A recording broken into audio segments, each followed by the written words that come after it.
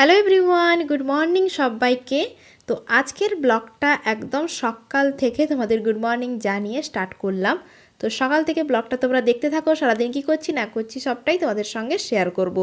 তো চলো, তোমরা সবাই কেমন আছো? আশা করছি সবাই অনেক অনেক ভালো আছো আর সুস্থ আছো। আমরাও কিন্তু খুব ভালো আছি। তো দেখতেই পাচ্ছ এখন শাড়ি পরতেছি।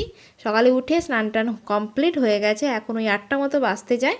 শাড়ি পরতেছি কেননা আজকে একটু মন্দিরে যাব। তো অনেক দিন ধরেই ভেবে রেখেছিলাম, মানে আমাদের বাড়ির যে পারিবারিক মন্দির রয়েছে, তো যাবো যাবো বলছিলাম, সময় হয়ে উঠছিল না, তাই আজকে প্ল্যান করেছি বেরিয়ে পড়তেছি। এখানেই বাড়ির পাশেই তো মন্দির। আর কি বলতো, আমার তো সেভাবে শাড়ি পরা হয়ে ওঠে না। আর আমার যেই শাড়িটা, এটা কিন্তু বিয়ের সময়কার, মানে আমার বিয়ে 6 বছর হয়ে গেল। শাড়িটা দেখেই বুঝতে পারছো এখনও কি মানে কতটা নতুন রয়েছে। তো আর শাড়ি পরতে গেলে আমার যত প্রবলেম হয়, হয় কুচি হয় না, হয় আঁচল হয় না। তো বড়মশাই ছিল, বললাম একটু ধরে দিতে, ও ধরে দিয়েছিল। তো শাড়ি পরা কমপ্লিট। এখনও একটু সিঁদুর পরে নিলাম, চুলটাও ভালো করে চিরুনি করে হালকা একটু লিপস্টিক লাগিয়ে নিলাম। তো আমার সাজগোজ এখানে একদম কমপ্লিট। তাড়াহুড়ো করছি কেননা ওখানে বামন ঠাকুর চলে আসবে। তো সোনাকেও রেডি করিয়ে দিয়েছি, আর বড়মশাই এখানে স্নান টান করে ও চলে এসছে। তো চলো একদম রেডি হয়ে যাই মন্দিরে, মন্দিরে গিয়ে তোমাদেরকে দেখাবো।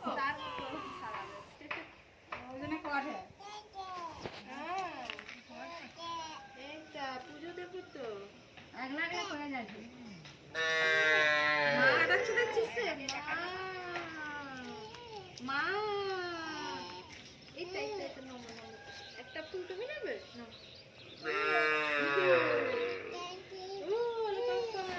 চকলেট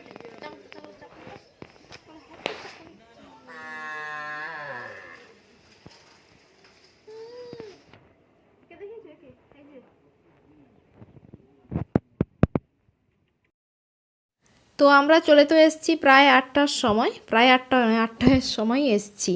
তো বামন ঠাকুর বলেছিল 8টার সময় আসতে, পুজো করে একটা জায়গায় যাওয়ার আছে, তো তাড়াতাড়ি আসতে বলেছিল। তো সেই মতো আমরা চলে এসেছিলাম, কিন্তু জানো তো আধা ঘন্টার বেশি এসে বসে আছি, বামন ঠাকুরের দেখা নেই। কতক্ষণ থেকে বসে বসে এই যে অবশেষে ঠাকুরমশাই এসে হাজির। আর এখানে যেহেতু গ্রামের ভেতরে, এখানে গরু বাছুর বাঁধা রয়েছে, আর সোনা তো ওগুলো দেখতেই ব্যস্ত, ওর পাপার কোলে ঘুরে ঘুরে বেড়াচ্ছে আর ওইগুলোই দেখছে। তো এখন এই যে ঠাকুরমশাই এসছে, মন্দির খুলে এখন একটু মোছামুছি ধোয়াধুয়ি এগুলো করবে, তারপরে আমি পুজো দেব। আর জানো তো আমাদের এই মন্দিরটা কিন্তু অনেক পুরনো, মানে শ্বশুরবাড়ির এই মন্দিরটা প্রায় 116 কি 17 এরকম হবে। তো এত বছরের পুরনো। তো ঠাকুরকে সবাই খুব মানে, এখানকার গ্রামের ভেতরের ঠাকুর, যদিও এটা আমাদের পারিবারিক মানে মন্দির গ্রামের ভেতরে। আর এক বুড়ো শিব বলে, সবাই খুবই মানে। আর অনেকদিন ধরে ভাবছিলাম আসবো, আর সোনার জন্মদিনের সময় আমি এখানে ছিলাম না, বাবার বাড়ির ওখানে ছিলাম। তাই ভেবেছিলাম একদম যাই, বড়মশাই এলে তখন 3জন একসাথে যাব। তো সেইভাবে আসাই হয়নি, তো একদিন সময় করে তাই চলে এসেছি বড়মশাইকে আর সোনাকে নিয়ে পুজো দিতে। আর এখন এই যে ঠাকুরমশাই পুজো শুরু করে দিয়েছে, আর দেখো মানে ওপর থেকে রোদটা কি সুন্দর ঠাকুরের মাথার উপর পড়েছে, সুন্দরই না লাগছে খুব।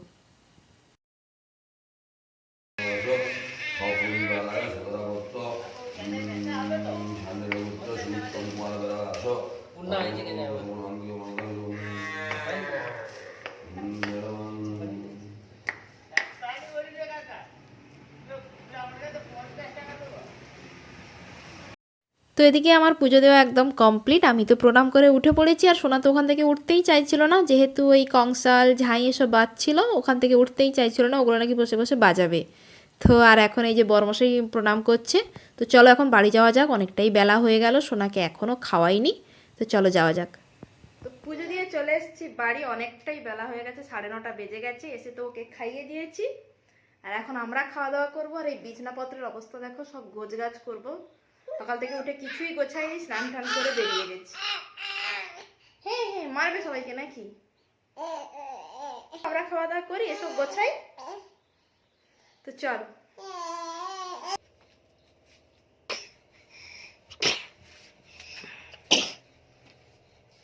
তো আজকে হবে আলুর পরোটা, তার জন্য একটু সরো। তার জন্য এই যে বরবাবু বানাচ্ছে, দেখি। আরে এতগুলো হয়ে গেছে। তো আমি এই যে পুরটা আগের দিন রেডি করে রেখেছিলাম, আর বরবাবু এই যে লেচি কেটে আলুর পরোটা করতেছে এখন। আজকে আমার টিফিন বানানোর কোনো ঝঞ্ঝাট নেই। পুরটা ভরে নাও। ও, তোমার মতো টেকনিক।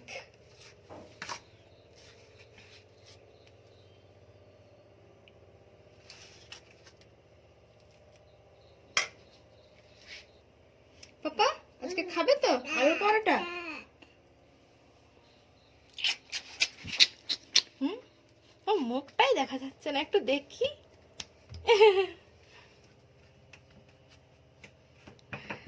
তো বানাবো, কিন্তু আলুর পরোটা বানাতে ওস্তাদ যখনই আসে এটা আমি বানাই, তাই বললাম তুমিই বানাও। পুর টুর তো আমি রেডি করে দিয়েছি, এটাও বানাক, আমি ভেজে দেবো। চল বাবা তুই খেয়ে নিবি, যত সোনার খাওয়া দাওয়া কমপ্লিট। খাওয়া হয়েছে? ও আচ্ছা আচ্ছা আচ্ছা আচ্ছা আচ্ছা, এত গর্জন কেন? খেয়ে দিয়ে আবার শক্তি বেড়ে গেছে। তো চলো ওদিকে পাপার ভাজা হলো নাকি দেখি। না না না হয়নি, পাপার সাথে পরোটা খেতে হবে তো আবার। চলো দেখি, চলো না পাপাকে ভেজে নিচ্ছি। আরে না না আমি ভেজে দিচ্ছি। যাক বা থেকে ঘুরে আসো, যাও ভেজে দিচ্ছি। আরে কোনো অসুবিধা নেই। বাবা এরকম বর পেলে তো আর দেখতেই হয় না, সকাল সন্ধ্যে রান্না করে দেবে, বসে বসে খাবো, তাই তো? তাই তো বড়? পাপা তুমি দেখছো কেমন হচ্ছে? হ্যাঁ তুমি দেখছো কেমন হচ্ছে?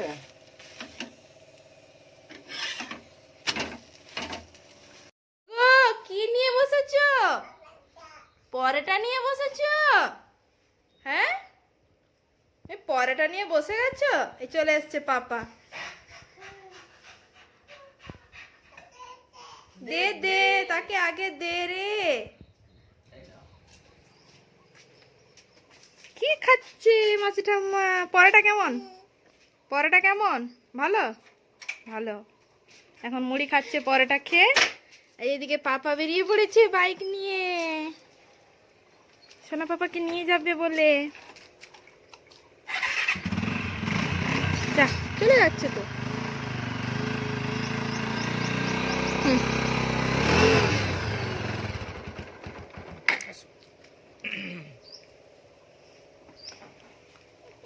ও ওইখানে যাবো, হাওয়া হচ্ছে তো বাবা খুব। দিতে হবে না তাহলে, টুপি পরে রাখতে হবে বাবা। পাপা ভালো করে বেঁধে যাও, পড়ে যাবি না আবার। 1 ঘন্টা পরে আসবি, পাক্কা 11টায় আসবি, বুঝেছিস পাপা? ও পাপা ভালো করে বাঁধছো? চলো, সে আর থামেনি, চলো রাস্তার দিকে হাত দেখিয়ে দিচ্ছি, চলো।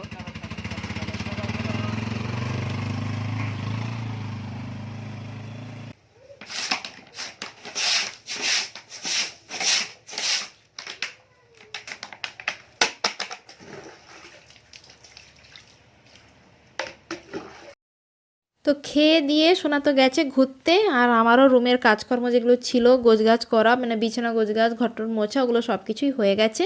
আর এখন আমার এই রুমের যেই বাইরের বারান্দাটা ভীষণ অপরিষ্কার হয়েছিল, মানে ওই জেঠিমাদের ওখানে বাড়ি হচ্ছে, মানে যত সিমেন্টের বস্তা এগুলো এখানেই রেখেছিল, তো এগুলোই সব গুঁড়ো উঠতিছে আমার রুমের ভেতরে খুব। তাই ভাবলাম একটু ভালো করে জল ঢেলে পরিষ্কার করি, তাই ওইগুলো নিয়ে বসেছি এখন পরিষ্কার করার কাজে। যেহেতু সোনার নেই, সোনা ঘুরতে গেছে, হাতে এখন অনেকটা সময় আছে, তো এইসব করছিলাম। তো তারপর তার মধ্যে যে সোনা চলে এসছে, মা এখন নিয়ে, মা বসছিল আসলে খেতে, তো সোনা চলে এসছে দেখে সোনা এখন বসে গেছে, মানে বাবার পাতে খেয়েছে, এখন ঠাম্মির পাতে বসছে খেতে।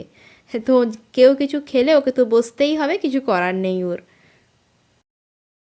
পাপা ঘুম ভেঙেছে? উঠেছ? শুশু করছে। ও বাবা, কে গো, তুমি শুশু করে শুয়ে আছো? হ্যাঁ ঘুম ভেঙেছে?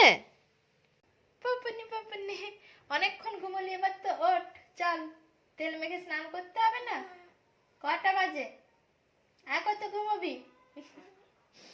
কত ঘুমোবি? উঠে পড়, উঠে পড়।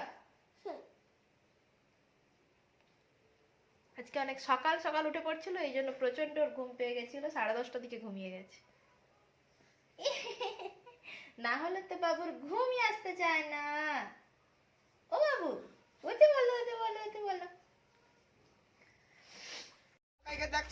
কোথায় কটা হনুমান দেখছিস? হ্যাঁ কটা? 3টা। 3টা? আগে তার টোটোদের নেমে সব টমেটো টমেটো সব খাইয়া পারবি, তখন বুঝবো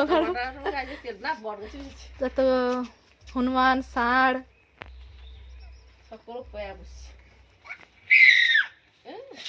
আর বাবা অনেক আছে।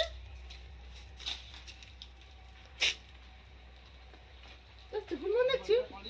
হনুমান কই, হনুমান কই, হনুমান কই, কেমন নাচ নাড়ছিল? কেমন কেমন লোহাকারে পাই জকাই লাফুস করে পড়ে যাবে তাকে। কেমন লেজ নাড়ছিল? পাপা স্নান করেছে? নামেনি গাড়ি। এখনো নামেনি।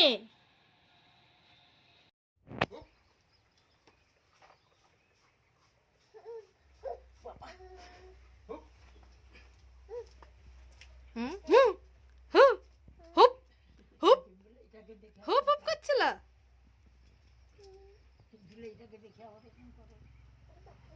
হ্যাঁ আর চই চই কই, চই চই কই? কোথায় দেখা সে কে দেখ।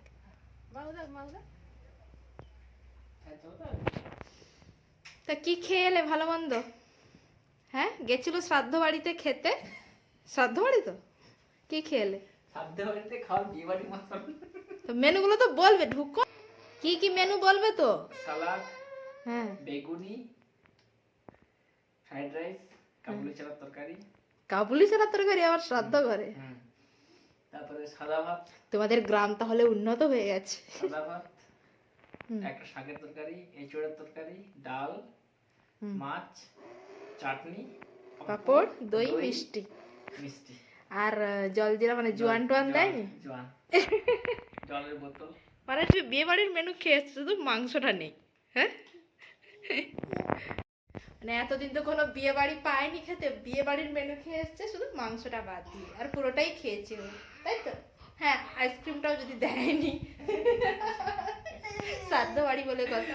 তুই হাসছিস কেন? তো চলো এখন আমারও খাওয়া দাওয়া হয়ে গেছে, মা গেছে খেতে। মা গেছে তো? হ্যাঁ ও চলে এসছে, এখন শুয়ে পড়ি, দুপুর অনেক হলো। তারপর এই যে বিকেলে ঘুম থেকে উঠে একটু ঘুরতে গেছিলো বাবু, আর এখন এই যে সন্ধেবেলা সবাই মিলে বসেছে এখানে টিভি দেখছে, চা খাচ্ছে, আর এমনি বসে বসে পা দোলাচ্ছে। তো চলো আজকের মতো ব্লগটা এখানেই এন্ড করছি, নেক্সট ব্লগ নিয়ে আবারও আসবো। ততক্ষণে তোমরা সবাই ভালো থেকো, সুস্থ থেকো, টাটা সবাইকে।